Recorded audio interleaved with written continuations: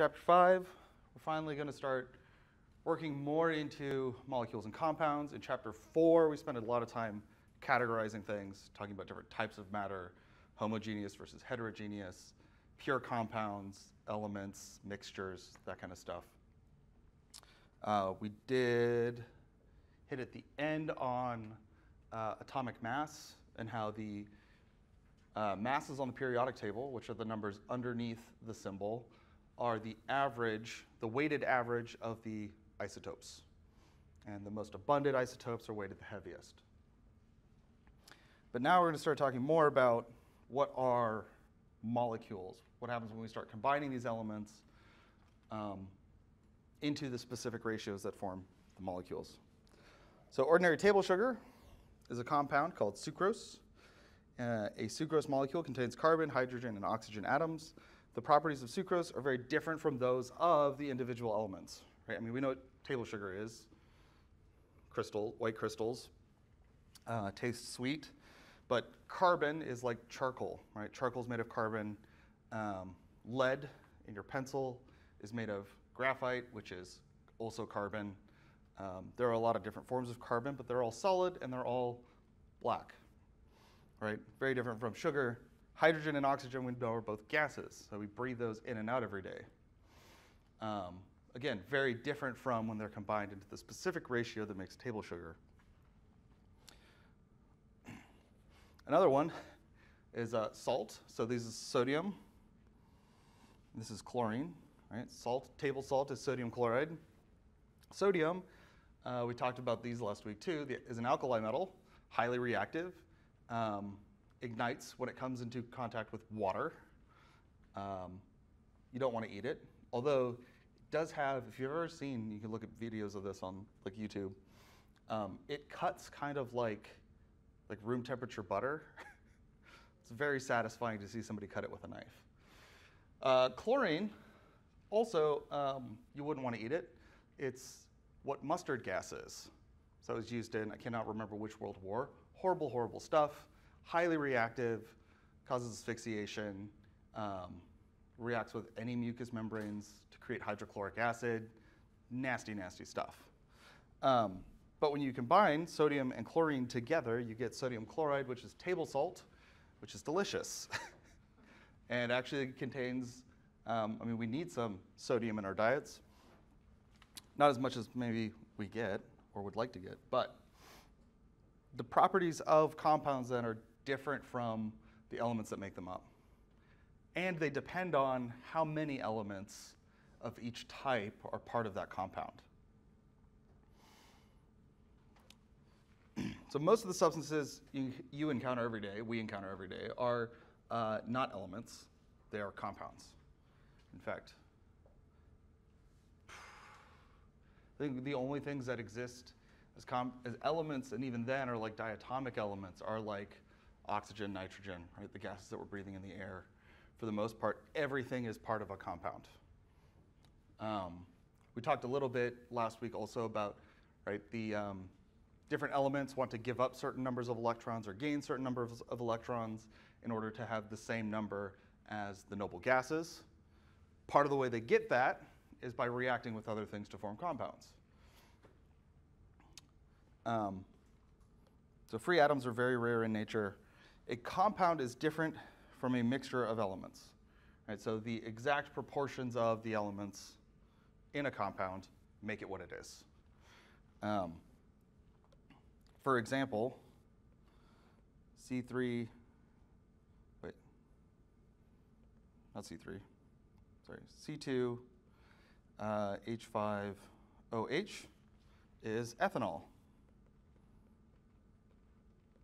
Or drinking alcohol, right? You can go and you can buy this at the store. It's not necessarily good for you, but it's not going to kill you if you have a little bit. On the other hand, if we take away one of those carbons and we make it C3OH, so take away one carbon, take away two hydrogens, now it's methanol. Great for cleaning wounds, but if you drink it, you'll go blind. So very small changes in these chemical formulas can have major effects on how they interact with really anything or your body. And also a fun fact that I learned from the medical drama House, if you have methanol poisoning, the cure is actually ethanol, or one of them. They have other ones now. Yeah. One way you can treat that is to give somebody a shot of vodka. So what happens is, it's not the methanol itself that's actually toxic, it's when it gets to your liver and it gets processed into formaldehyde. And then the formaldehyde has a nice high affinity for your retinas and causing damage there. So that's why you go blind. But if you have ethanol in your system as well, it's called competitive inhibition. Your liver will process ethanol as well as methanol. So if you have more ethanol, it'll process more of that ethanol into the byproducts that can give you a hangover, but not make you blind. Instead of the methanol, and then the methanol can be excreted as is from your kidneys. Yeah, so anyways, by changing the structure of these molecules has drastic effects on how they affect us. And just to highlight the difference between a molecule and a compound and a mixture here, we can have a balloon that has hydrogen molecules and oxygen molecules in it. And we can have those at varying ratios, right? We could add more hydrogen, we could take hydrogen out, we could add more oxygen, we could take oxygen out. There's no limit to really how much we can change that ratio. On the other hand, water, if we have a water balloon, water is made up of hydrogen and oxygen also, but in the specific combination that there's one oxygen and there's two hydrogen atoms. And every single water, oh, that's right, projectors.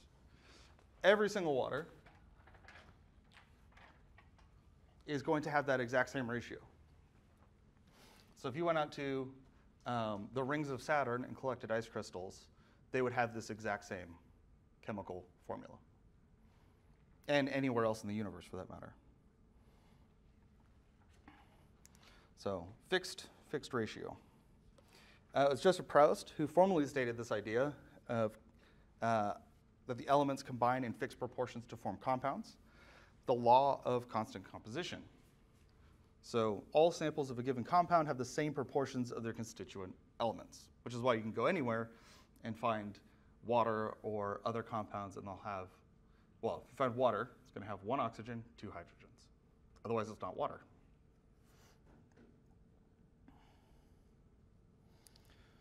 And this is actually related to, I mean, you probably don't remember, but there was a table in like chapter 1 or 2 that talked about decomposing water and measuring the masses of the hydrogen and the oxygen.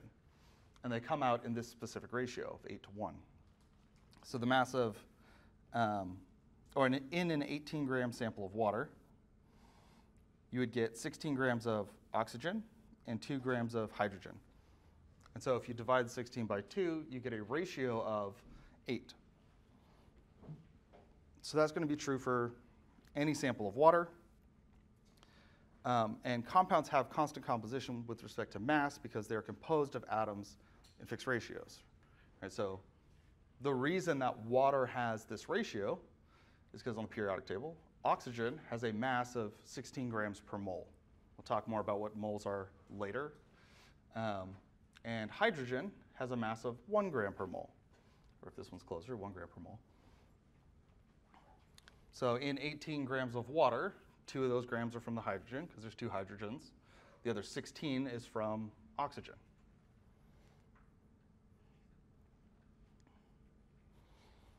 So you can use this and you could test samples from other places if you know what the compound is supposed to be, or if you have a good sample. So say we collected 2 samples of carbon monoxide from different sources, and we decomposed them into their constituent elements. So if it's carbon monoxide, just based on the name, because we talked about nomenclature last week, if not briefly, how many carbons and how many oxygens? So there's 1 oxygen. How many carbons? Just 1 carbon. So on the first word, sometimes we leave the mono off, because again, we wouldn't write carbon there unless there was 1 carbon at least. You have to leave the second one on so that whoever's reading it knows it's a molecular compound. If you didn't have any prefixes, then it might be an ionic compound. So we've got these two samples of carbon monoxide. One sample produces 4.3 grams of oxygen and 3.2, let me write oxygen, 3.2 grams of carbon. And the other sample produces 7.5 grams of oxygen and 5.6 grams of carbon. So the ratio, if we divide both of them, if we divide oxygen by carbon, for both of these, we should get the same ratio.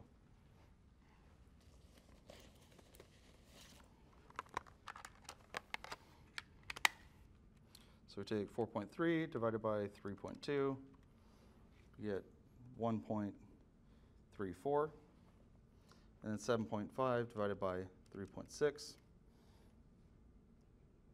oh, 5.6. Can't read my own handwriting. That's also going to be 1.34. So are these results consistent with the law of constant composition? Yeah. Because that means that we have the same number of oxygen atoms relative to carbon atoms.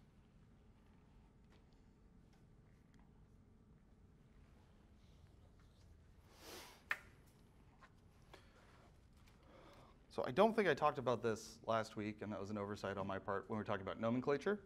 But chemical formulas have to be written a specific way so that anybody can read it and know what they're reading. So a chemical formula, you're going to have your symbols for your elements, and then you use subscripts to indicate how many of that previous element there is, right? So hydrogen is followed by 2, a subscript 2. So that means the 2 is telling us how many hydrogens there are. And if there's no subscript, then there's just 1. So in H2O, right, 2 hydrogens, 1 oxygen.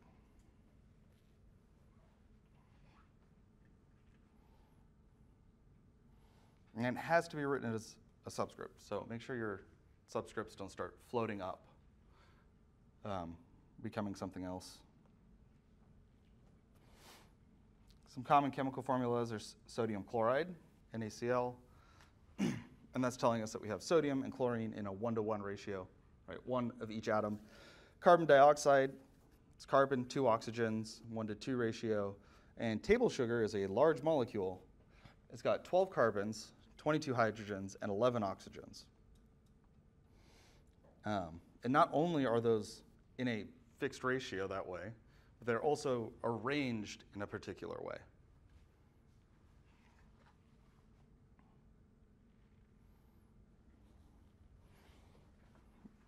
So just like our elements have a fixed number of protons, and we can have isotopes by changing the number of neutrons, or we can have charges by changing the number of electrons, our chemical formulas for a compound, those subscripts never change. If you change the subscripts, if you change the number of the elements, then you go from ethanol to methanol. You go from a party to being blind. So very, very important that you keep those the same. So carbon monoxide, CO, is an air pollutant. This is an air pollutant with adverse health effects on humans. It's really, really dangerous for humans because it binds somewhat irreversibly to hemoglobin, so your blood can't pick up oxygen and you suffocate if there's too much carbon monoxide. This is the reason that you can't have a propane burner inside, or actually just bought like a fryer burner for outside. If you use that inside, it generates some amount of carbon monoxide, and so you can't burn that inside for too long. Same thing with car exhaust. There's carbon monoxide in it. And then CO2 is a chemical formula for carbon dioxide, which is relatively harmless, and we're breathing it out all the time.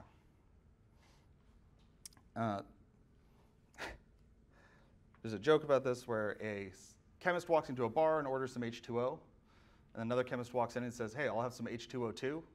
and he dies. Because H2O is water, H2O2 is hydrogen peroxide. So you got to be careful with those subscripts. When we're writing chemical formulas out, I think this was a question that did come up last week, you always write the most metallic element first. So if you don't have a metal, then the more metal-like element is listed first. So which side of the periodic table has metals? The left. So elements that are farther left are more metallic. Elements that are farther to the right are less metallic. I think there is one exception, of course, because if it's chemistry, there have to be exceptions. Hydrogen is, right, not a metal. So for a compound like sodium chloride, you write the sodium first, because it's on the left side of the periodic table. And then you write chlorine, because it's on the right side of the periodic table. So less metallic. Or for dinitrogen monoxide, you put the nitrogen first, because it's to the left of oxygen. So carbon will always come before nitrogen, nitrogen before oxygen, oxygen before fluorine.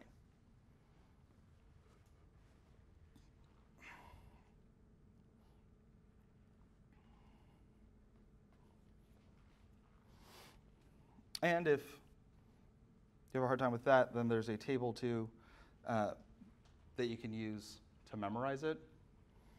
So it goes carbon, carbon, phosphorus, nitrogen, then hydrogen gets slipped in there.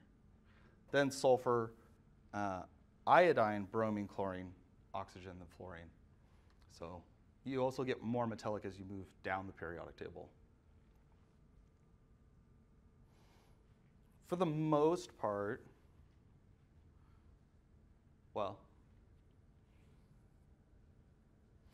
I think you'll always be given either the name or the formula, right? I'm not going to have you invent a chemical out of thin air. So whatever order that I have put it in to give to you, unless the question is specifically, are these in the correct order? Which I don't know if I'd give that question even. Follow the order that I give you. And I think you'll pretty quickly get a hang of things like sodium chloride. Because if somebody said chlorine sodiide, it seems a little weird. Oh yes, of course. There's also this historical exception of hydroxide, which is on the list of polyatomic ions. That's OH, where everywhere else hydrogen will come before oxygen.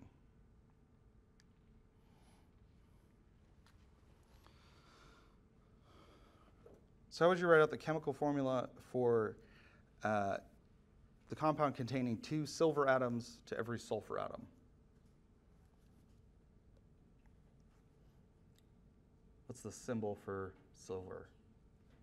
Ag. What's next? But how many silver atoms? We should have 2. So Ag2S. So we have 2 nitrogen atoms to every 1 oxygen atom.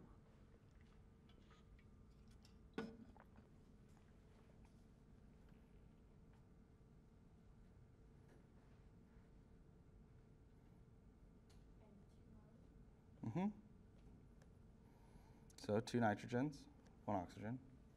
And then on the periodic table also, right, if we want to write the most metallic element first. So far, they've all been given to us in the correct order, but nitrogen is farther to the left on the periodic table. And then for 2 iron atoms to every 3 oxygen atoms. Iron this is Fe. So it's going to be Fe2O3.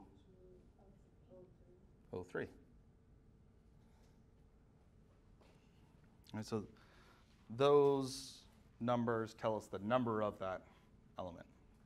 Kind of like a ledger or an inventory. So for the polyatomic ions, and this is why I have you memorize them, because you just have to memorize them, they act as individual units. So I mentioned that last week, but when two or more of the same kind of polyatomic ion unit are present, then we use parentheses to indicate that it's a whole number of this group. So for example, here we have magnesium nitrate, and the nitrate is a polyatomic ion, so we have, and if we have two of those, which we do here, we have the subscript on the outside of these parentheses. So those parentheses act like a box, right? We put our nitrogens, there's two nitrogens in this one box, is what we're saying there.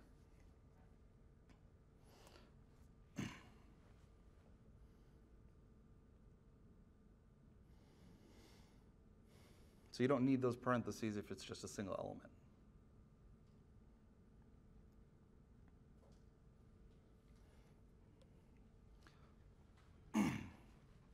So how many, if we want to determine the number of each type of element, you've got potassium, sulfur, oxygen, how many potassiums are there? 2. How many sulfurs? Just 1. How many oxygens? 4. Good. Now for aluminum, well, what is this? It is aluminum sulfate. Yeah, good job. So what are our elements in this compound?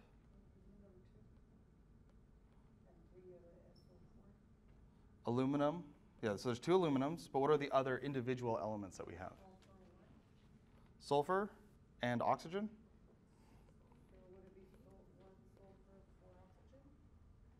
So if it's 3 sulfurs, because we have the parentheses. So then you have to multiply everything inside the parentheses by what's on the outside. So this would be sulfur 3. Multiply them. 12. So, because this is saying that we have SO4, SO4, SO4.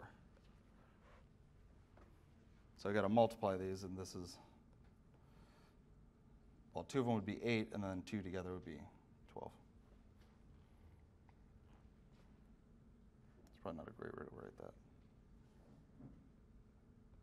if you were to add them up.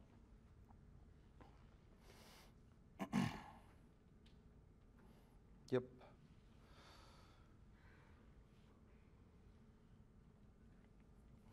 So we have different types of chemical formulas. The first one is the empirical formula, and it gives you the relative number of atoms of each element in a compound.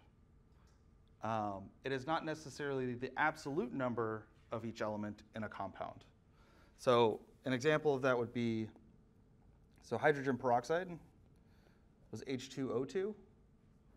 The absolute number of each hydrogen and oxygen is going to be 2. But the empirical formula would be HO, because for every hydrogen atom, there's 1 oxygen atom. But we have 2 hydrogen atoms, so there's 2 oxygen atoms. So the empirical formula will always be a whole number multiple less than the molecular formula. Sometimes the empirical formula is the same as the molecular formula. So for example, H2O, right? There's no way to simplify H2O less. It's always 2 hydrogens, 1 oxygen. We can't divide those both by 2, which we could do up here for hydrogen peroxide. So the molecular formula gives the actual number of each element in a molecule of the compound. So that is the one that is describing the actual molecule as it is. Empirical formula might be less than that by a whole multiple. And then the structural formula uses lines to represent chemical bonds and shows how the atoms in a molecule are connected to each other. So if we had something like, again, hydrogen peroxide, how are those hydrogens and oxygens connected to each other? Are they in a ring? Are they hydrogen, hydrogen, oxygen, oxygen. There's a lot of different ways that they can be combined. These are both wrong. It's actually HOOH. So the structural formula tells you exactly who's holding hands with who in the molecule.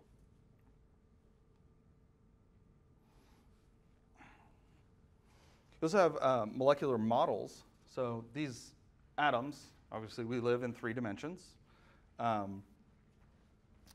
The molecules also exist in 3 dimensions.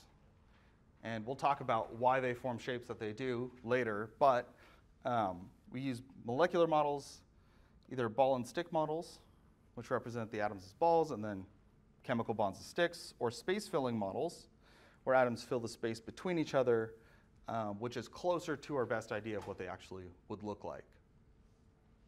And those will have 3 dimensions to them. So these are just some common colors used for each element. I'm not expecting you to memorize those.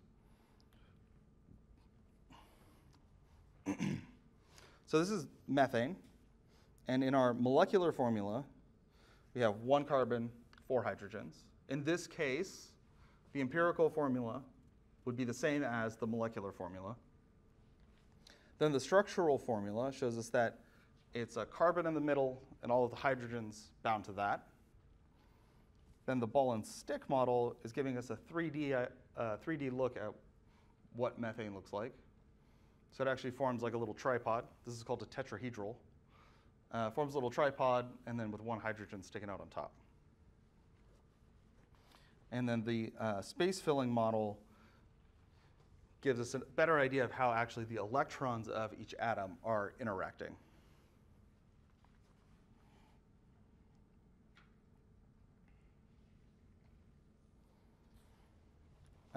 So images help us visualize the connection between the world around us and the world of atoms and molecules, because we can't actually look at them under a microscope. And that's why, so these, you've seen water molecules like this a bunch. Those are space-filling models. They give us an idea of what water looks like, one that's useful for predicting properties or learning about it. So we exist on a macroscopic level. We experience the world, the macroscopic world. We only see the larger products of these individual atoms and molecules. But it's the atomic and molecular worlds that these particles exist on, and that's where those interactions are happening.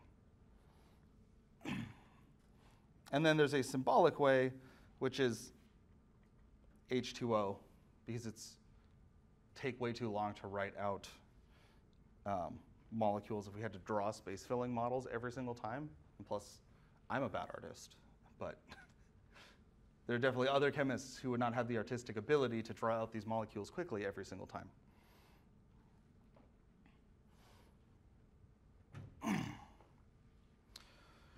So coming back to our view of this, right, we have our overview of substances, of compounds. We have pure substances. We have, under that pure substance category, we have elements, and we have compounds. And our elements are either atomic or they are molecular elements. So a lot of these, there are a lot of elements that exist as, well, I say a lot.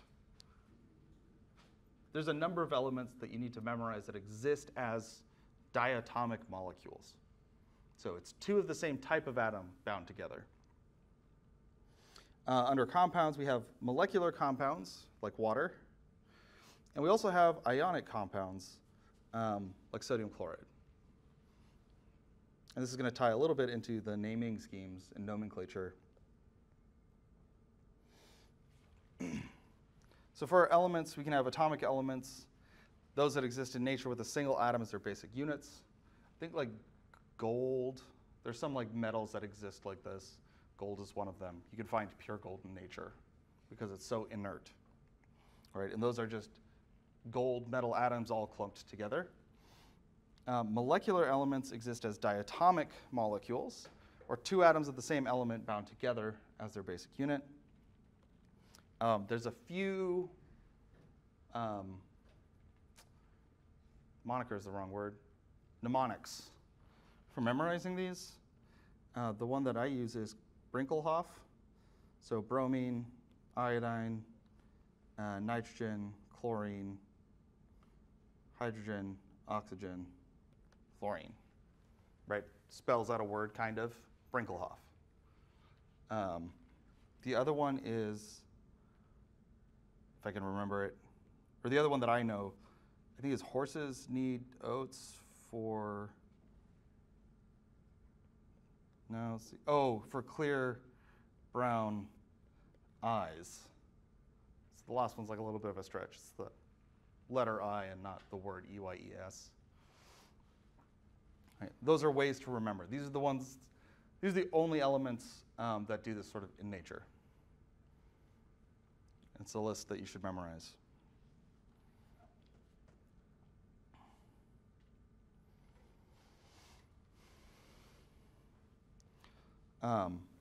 So atomic elements, do you consider metals to be atomic elements?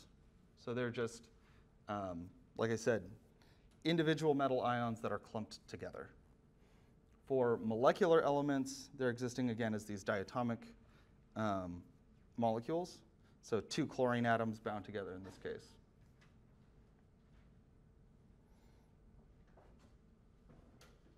Oh yeah, there's horses need oats for clear brown eyes. All right, so hydrogen, nitrogen, oxygen, fluorine, chlorine, bromine, iodine. Another pattern on the periodic table you can memorize.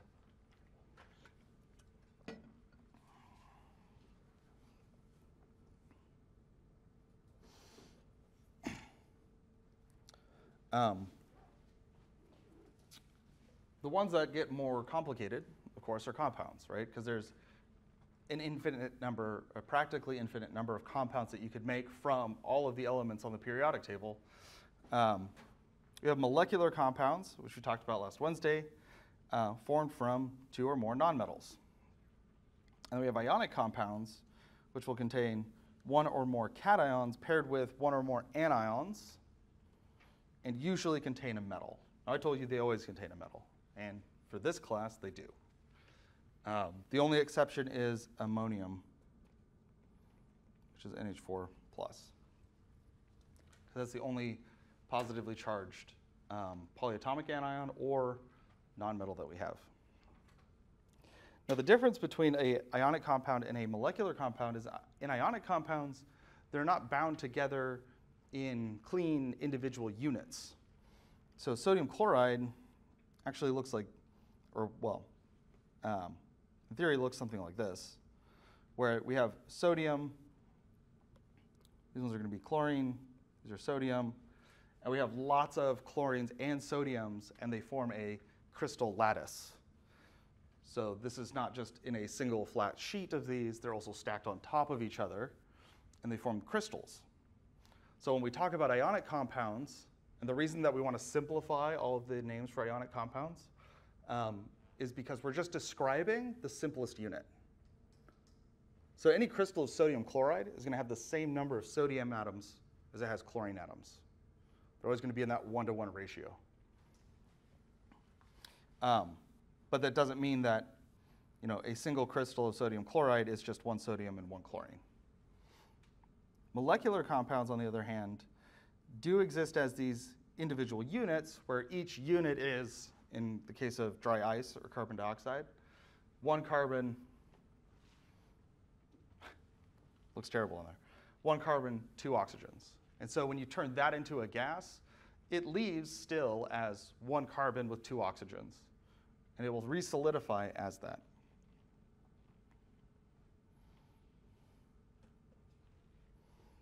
Actually, I can show you guys in the lab. We have a good model there's a good model in the lab that I can show you that I think does a great job of illustrating what sodium chloride looks like. Ionic solids.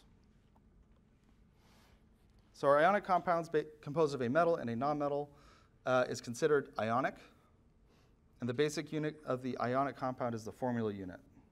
That's what I was telling you, that's the simplest piece. And it's the way we describe what the rest of the ionic structure is going to look like.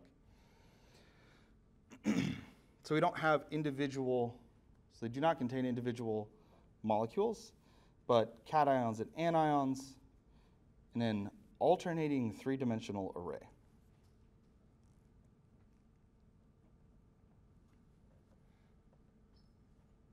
If I was a better artist, I would draw that for you. I don't know how to make it look three-dimensional, though.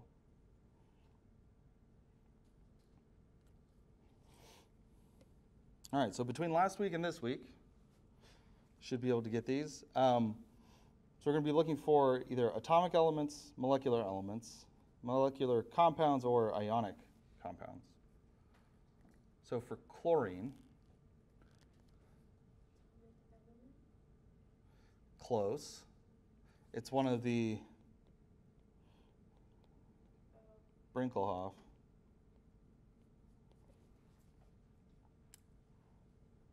So because it's in here, that makes it a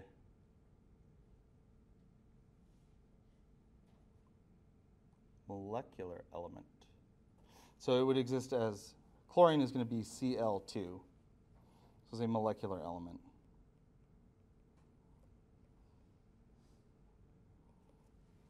Don't be too discouraged. We just covered those. Yeah. Does chlorine, whenever it's found in nature, is always as a molecular element? Yeah. Yeah. Chlorine by itself is super reactive.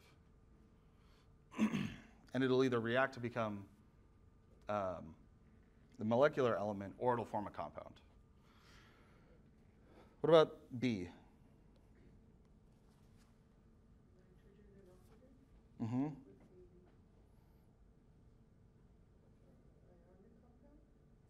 Is nitrogen a metal? No. So it makes it molecular compound.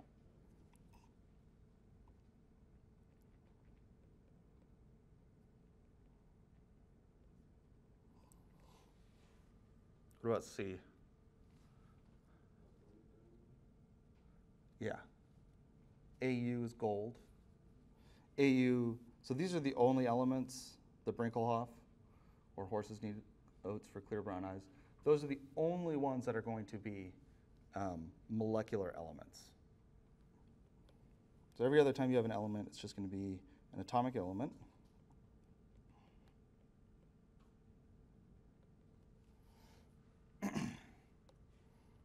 What about D? Yeah. Why is it an ionic compound?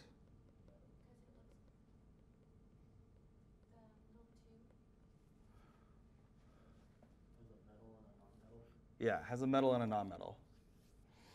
So sodium is a metal, left side of the periodic table, all the way over there.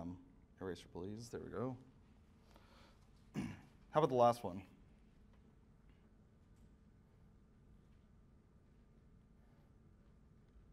What? Yep. Ionic.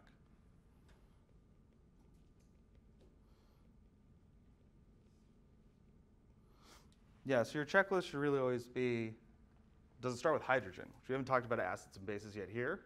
But if it starts with hydrogen, it's an acid. If it starts with a metal, it's ionic. If it starts with anything else, non-metal, right, is it really anything else, then it's molecular. So you can have a little checklist. Yeah? So acids don't count as molecular or ionic? Acids are technically ionic, but they're named with their own set of rules. So for the purposes of naming and identifying them, but yeah, they are ionic because we have H+, combining with an anion of some kind, so we've got a combination of charges, at least in solution. That's getting complicated. So again, we're now getting to why I'm having you memorize these things. So this is legwork that you've already done, hopefully, if you pass the element quizzes. There are ions that have predictable charges. And I've added some to this list. But the metals in groups 1A, 2A, and even 3A, which I actually didn't include. I didn't include boron. I didn't include the rest of them. All right, so 3A is going to be boron, aluminum, gallium, indium. Those all have 3+ charges. 2A is 2+, 1A is 1+. Also zinc and silver, and I added to those also cadmium and scandium.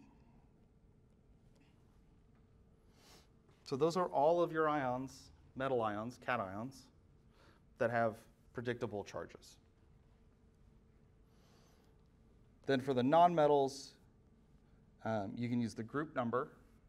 So in this case, it would be the main group number. So like fluorine is in 7A. And so 7A minus 8 is going to be 1 minus.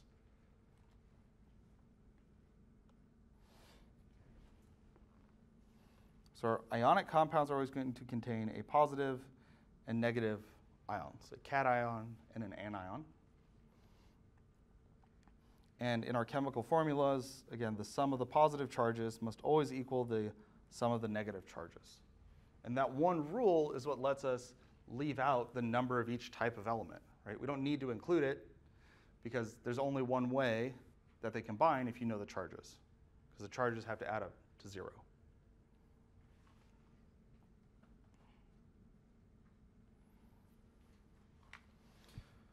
So for writing formulas for ionic compounds, you write the symbol for both ions, including the charges. And then you make the magnitude, this is the crisscross method, at least. You make the magnitude of the charge on each ion without the sign become the subscript for the other ion. So actually, let's do this for iron oxide. We'll do iron, oh yeah, we'll do iron 2 oxide. So write the symbol for both ions, including charges. So what's the charge on iron here? It's in the name. 2. This is iron 2 oxide. And the symbol for oxygen and oxygen's charge.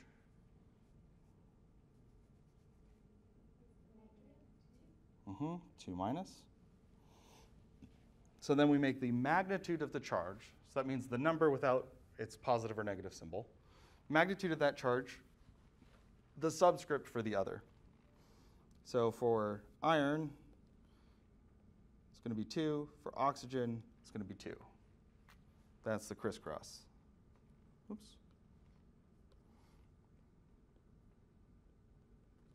All right, so we're taking those and we're crossing them.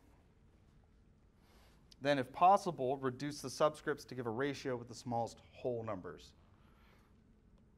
So for iron oxide here, iron 2 oxide, we have 2 irons and 2 oxygens, so we can simplify that down to 1 and 1. And then you check to make sure that the sum of the charges of the cations exactly cancels the sum of the charges of the anions. So is the positive charge the same as the negative charge? They cancel out to equal 0. And here we have iron, which is still 2 plus, and oxygen, which is still 2 minus. So that equals 0.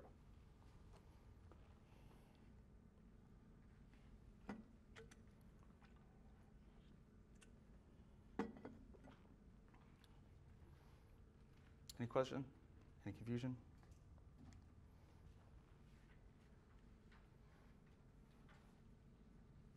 All right. What if we want to write a compound that forms from strontium and chlorine? So start with the symbols and their charges.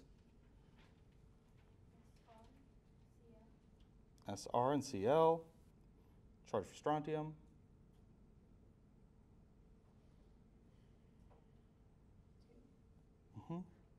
2 plus.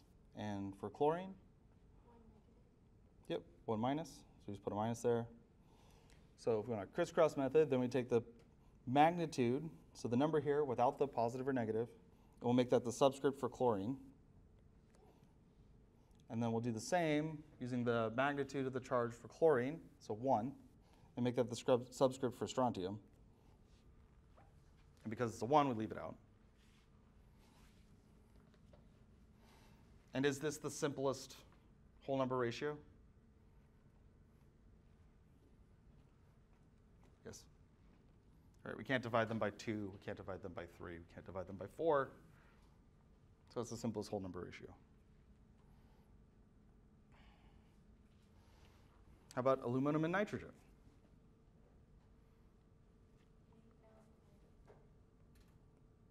Al, N, what are the charges?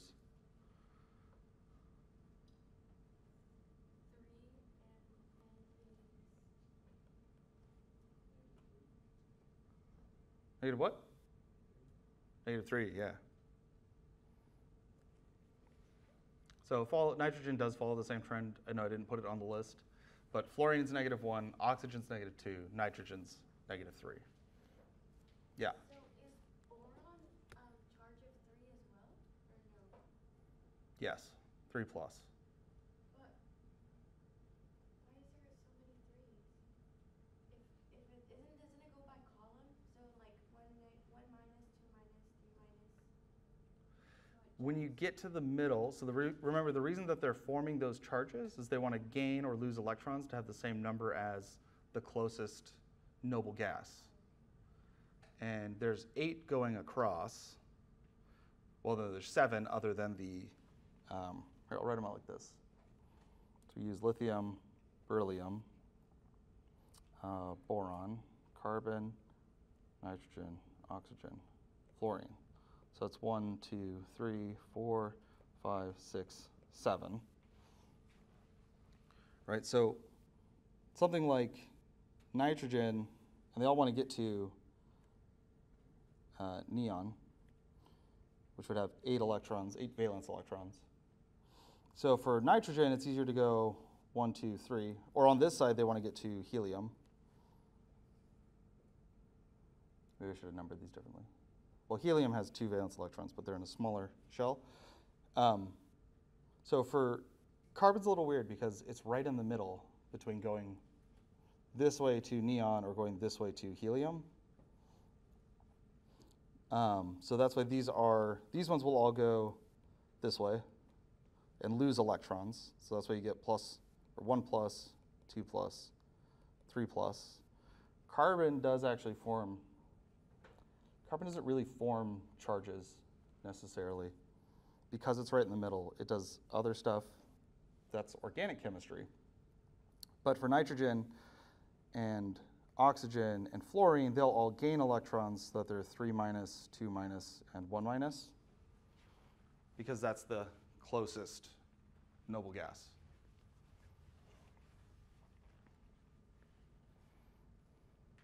Oh, we didn't finish this question. So if we take these aluminum, which is 3 plus, nitrogen, which is 3 minus, do we need to use the crisscross method here? Right, because they already cancel out, so it's 1 to 1. You could use the crisscross method, but then you just have to simplify it, right? Because you'll get Al3N3. You can divide both of those by 3, and so you'll just get AlN1. Yeah? Is boron a metal? I think boron is a nonmetal or a metalloid. Is that why it forms a positive charge? If it's a metalloid, then that's why it forms a positive charge. It's a metalloid? Yeah. Mm-hmm. Yeah. Yeah. So it's a metalloid. The metalloids versus metals and nonmetals around it get a little bit weird because aluminum is a metal. But boron and silicon are both metalloids. So is germanium. Yeah. Okay, so the polyatomic ions, again, this is why I'm having you memorize the polyatomic ions. And why I tried to give them to you sort of in pieces leading up to this, so that you weren't just starting to learn them now. Hopefully you have them somewhat memorized. Polyatomic ions, probably less so than the others. But you need to either memorize these or look them up. And I don't think for the majority of the oxyanions, I don't think it's too hard to memorize them based on how I showed you could use the periodic table. There's a lot of them. So what would be the compound that forms between calcium and nitrate ions?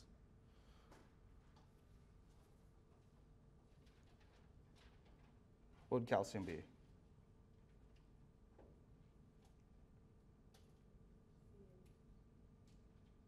Charge on calcium? 2 plus. Nitrate? Huh? It is -1. What's the formula for nitrate? NO3 minus. And again, that's why you have to either memorize it or look it up. So we can still use the crisscross method for these. Or if you don't like using the crisscross method, you can just look at their charges and say, okay, how do I balance these charges? So we'll get how many calciums, how many nitrates?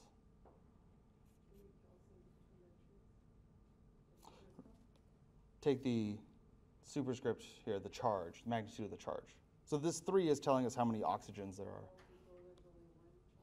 Yeah. So this will be calcium. Oh yeah, technically there's a 1 there. Then this will be NO3 in parentheses with 2. So you leave off the positive or negative.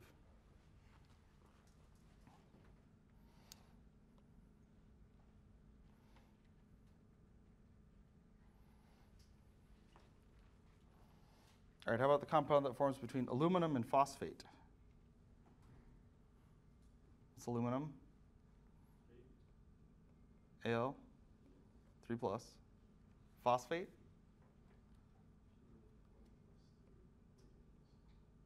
PO4, 3 minus.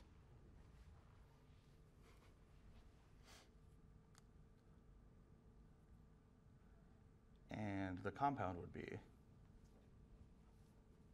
So again, we can either use the crisscross method or look at their charges and see that this is a 3 plus, this is a 3 minus. So if we know that they're already going to cancel out, then it's just Al PO4. If you use the crisscross method, then you're going to get Al3 in parentheses PO, 4, and then 3. But here we still, because it's an ionic compound, we want to simplify that. So we can divide both of these by 3, and again get AlPO4.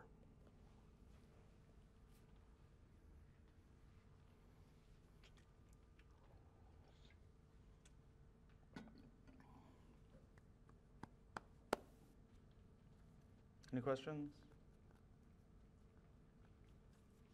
Nope. How about sodium and sulfite? Sodium is Na. Na plus. And what's sulfite? SO3, 2 minus. Huh? Yes. So the base form, so sulfate, ATE, be SO4, 2 minus. Sulfite, be SO3, 2 minus.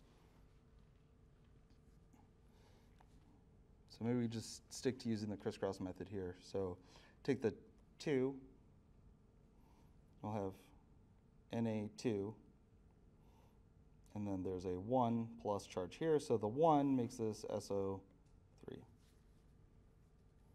And then because we only have one of the sulfites, right, we don't need parentheses for it.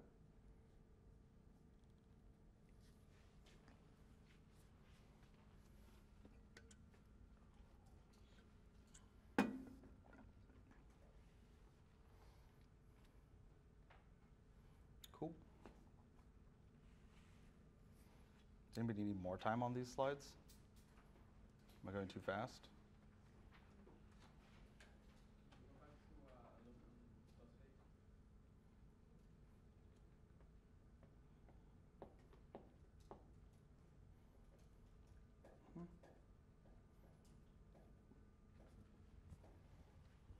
So on the 4, when it says PO4, is it just 4 oxygens? Mm-hmm. 1 phosphorus, 4 oxygens.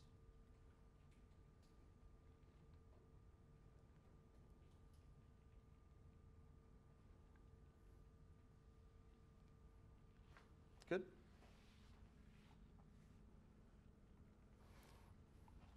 So I think that by and large the ionic compounds are the most complicated. There's a lot of different things to remember. You gotta remember if there's well, you gotta identify it as an ionic compound. You gotta identify any polyatomic ions that are part of it. Then you gotta identify it as the metal, one that forms a single predictable charge. It's a single charge metal. And then name it accordingly. Or balance it if you're going from the name to the formula. So identifying the type of compound that should be step one. You should have some list of checks. That's like, does this start with hydrogen? Does it start with a metal? Does it start with a non-metal? There are some compounds, of course, that have common names. Right? We know water is H2O. Right? Dihydrogen monoxide would be its formal name.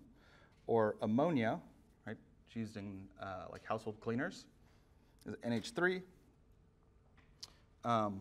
Usually we use their common name instead of their systematic name because they're very common. What would ammonia's systematic name be?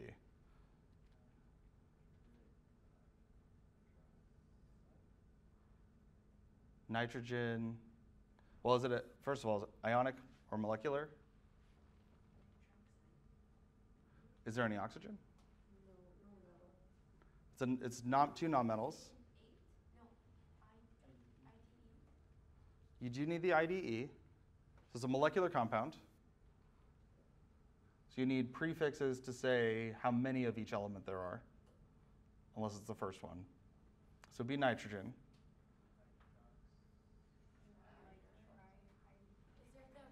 Trihydride. Now the Roman numerals are for ionic compounds. So NH3 would be nitrogen trihydride. So tri meaning three. Hydrides would be hydrogen, changing the ending to IDE.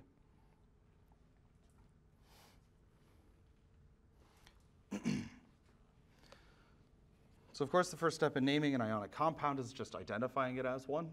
So if you have, again, a metal and one or more nonmetals together in a chemical formula, you assume it's an ionic compound. And then the exception for that first one being a metal is ammonium. So this NH4+.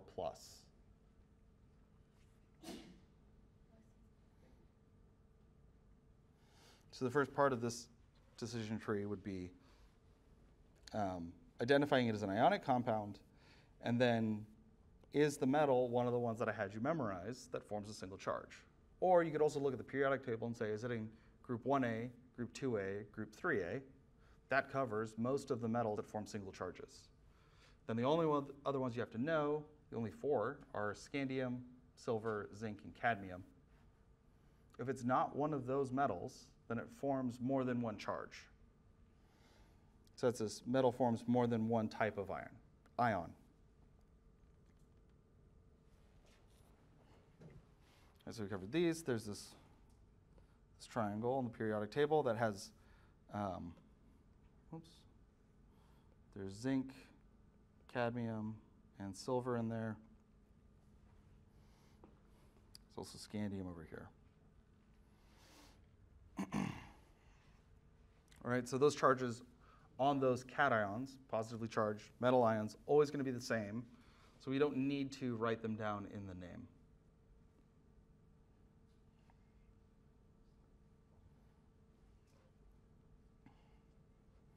So here's another table that has some of them.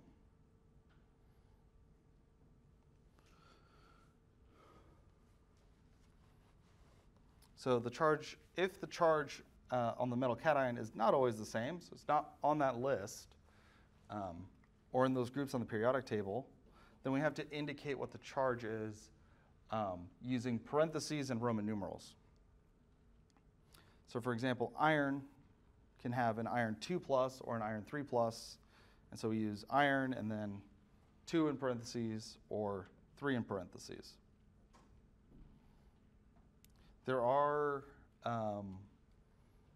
like traditional names, so I think it's ferric and ferrous. to indicate 2+ or 3+. I'm not going to have you memorize those. Even like the international standard for naming chemicals has decided that it's unnecessary to use those. Right? Why not just put the Roman numerals with the charge?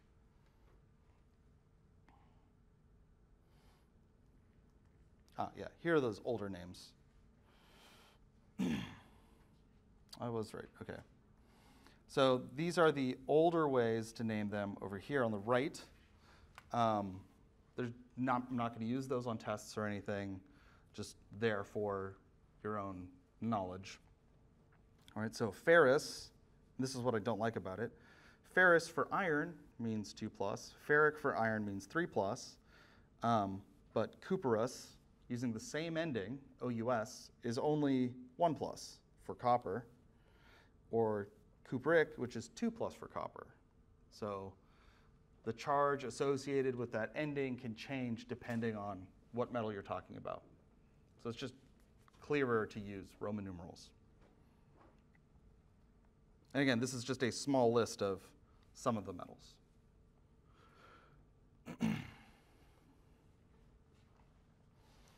As far as anions go, if you have a single nonmetal element, then you change the ending of the element to IDE to indicate that it's an ion. So in ionic compounds, like fluorine turns into fluoride, or bromine changes to bromide, oxygen to oxide, nitrogen to nitride.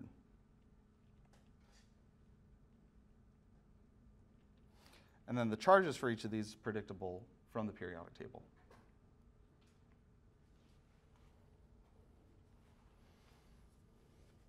So for ionic compounds, are only going to contain 2 ions. Time to wake up? Phone call. Huh? That means class is over. You're right, it just about is.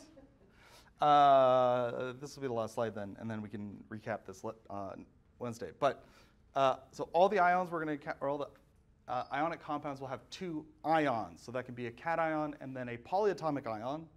So not just 2 elements, but 2 ions. Other things out there exist, of course, more complicated things. But in this case, we're going to have a cation as the first element, with the exception of ammonium. It's the only exception. And then the anion will be everything after that, which will either be a single element anion or it'll be a polyatomic anion. All right, cool.